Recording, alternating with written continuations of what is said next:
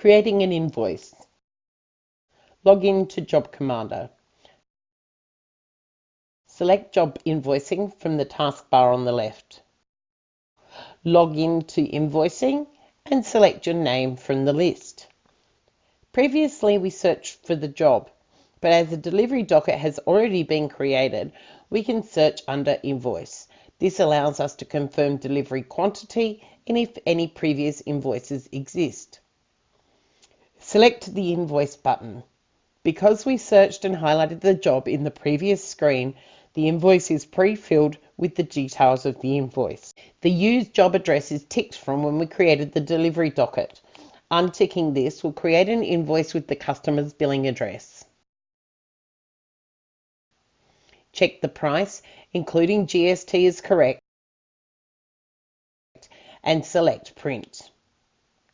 As in the delivery docket, check the logo and other template options are correct, including footers with terms of service and payment options.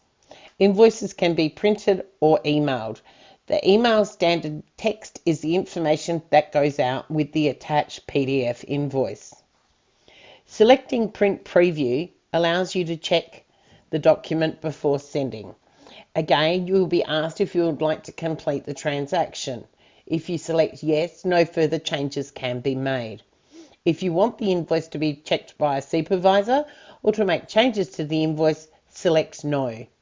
In this instance, we have selected no and the invoice status is pending, but can be changed to completed once any required changes have been made.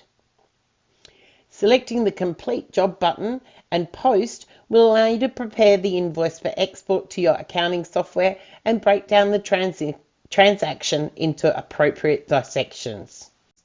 In the Admin Module search screen, by default, jobs that have been finished and invoiced are highlighted grey. Jobs that have been finished but not invoiced are highlighted in blue. This is the end of this video.